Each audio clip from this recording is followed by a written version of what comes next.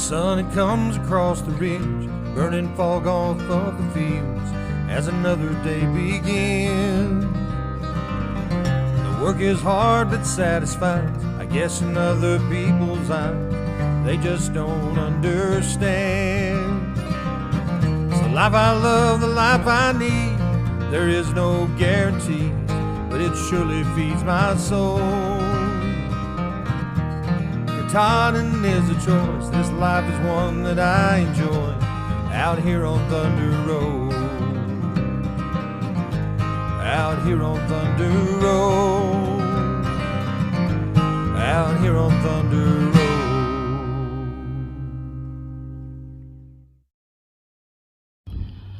We're hooked up and loaded, going on a little road trip. Where are we headed? Stay tuned and you'll find out. Glad that we're southbound and not northbound. Look at that traffic going north.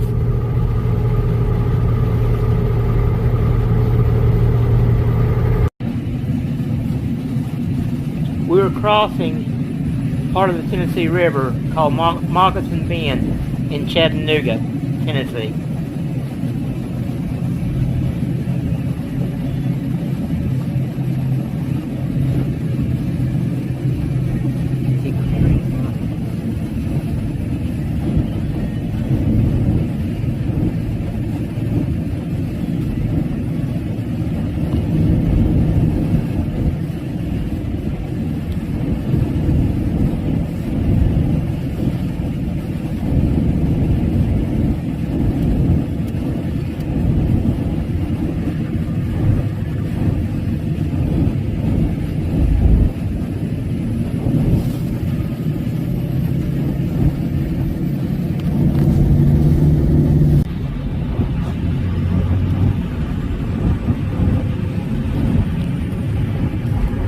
We're passing the Tennessee River in Section, Alabama.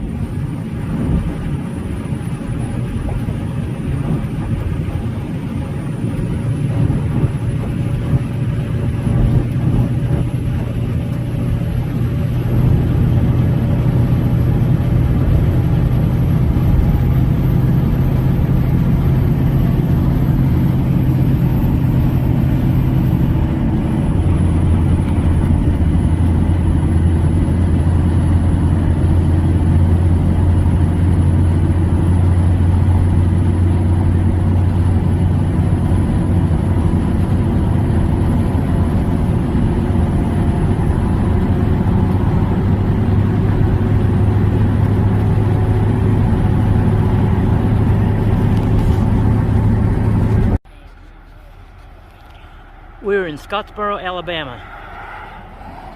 Do you ever wonder what happens to all that unclaimed baggages at airports, unclaimed luggage? Well, passengers are given 90 days to claim their baggage. After 90 days, this place right here has exclusive rights with all the major airlines to purchase their unclaimed luggage, and it is resold. They're also given to charity, and on average, for each piece sold, a piece is given for charity. So let's go inside and see what we can find. This is the original truck that the owner and starter of Unclaimed Baggage Center used to buy his first unclaimed baggage. He borrowed $300 to start this business. So here we go inside.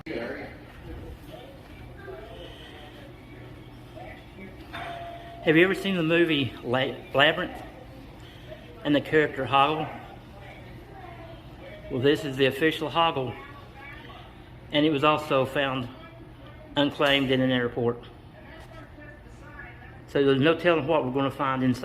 Let me also add that Unclaimed Baggage also buys unclaimed cargo when shipments have gone unclaimed. So what did we get today? I got about 9 pieces of baby clothes for a co-worker for about $21. Some still had tags on them, Carter brand.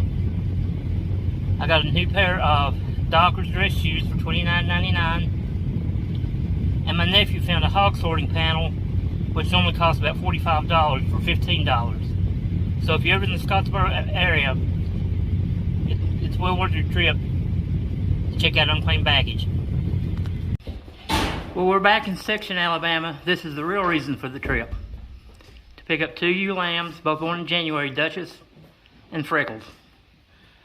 I met my friends Frank and Michelle Stiefel at Sand Mountain Katahdins in Section, Alabama.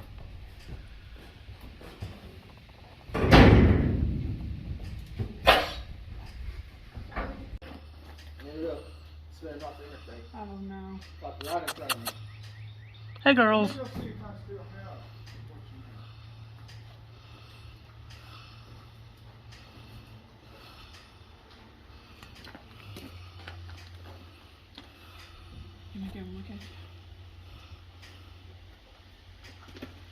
Duchess. Hey girl.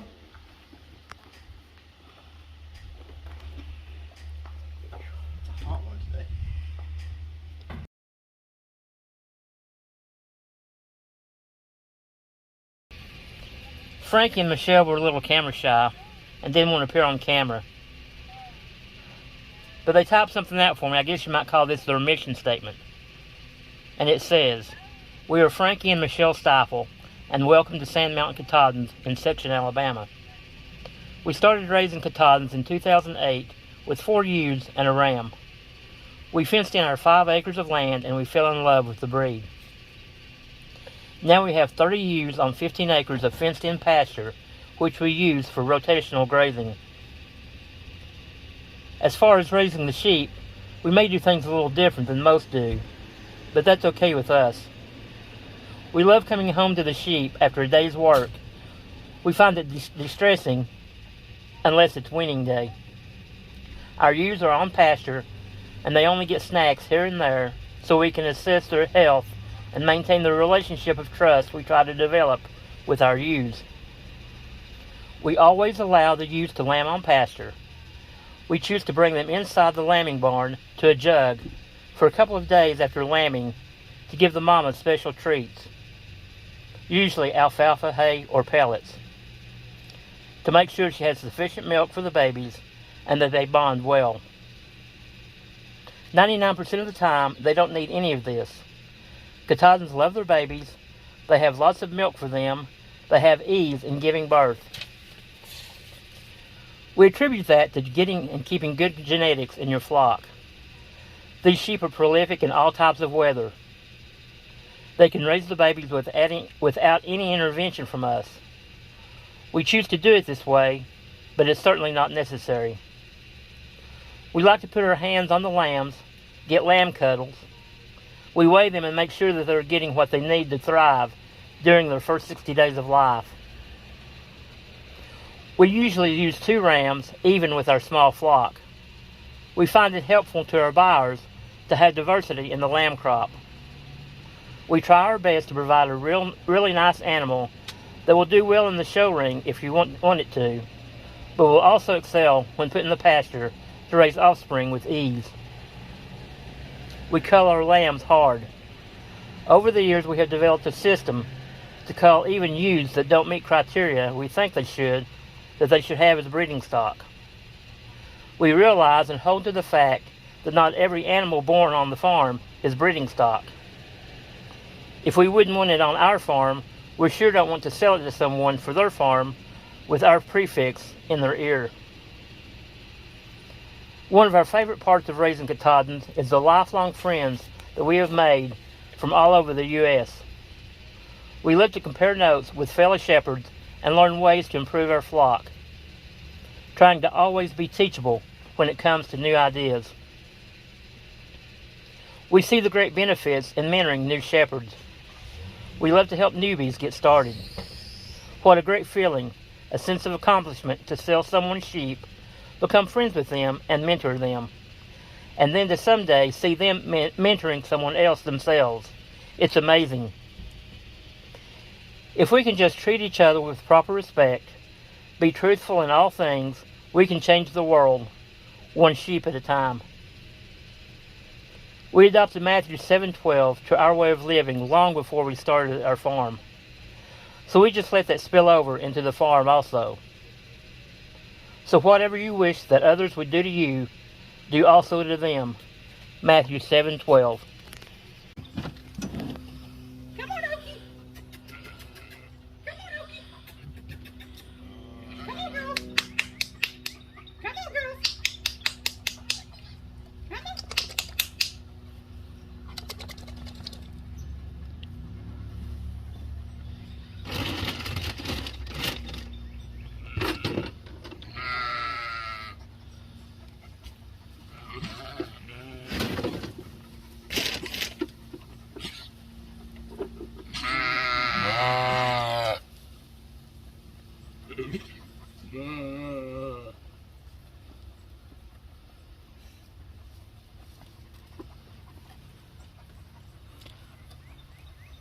These are all their mamas.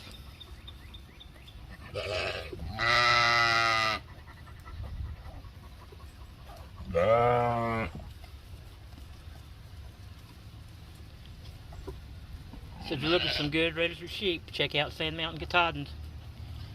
On Facebook, Frank and Michelle Stiefel, Section, Alabama. Again, thanks for watching. Catch y'all on the next video.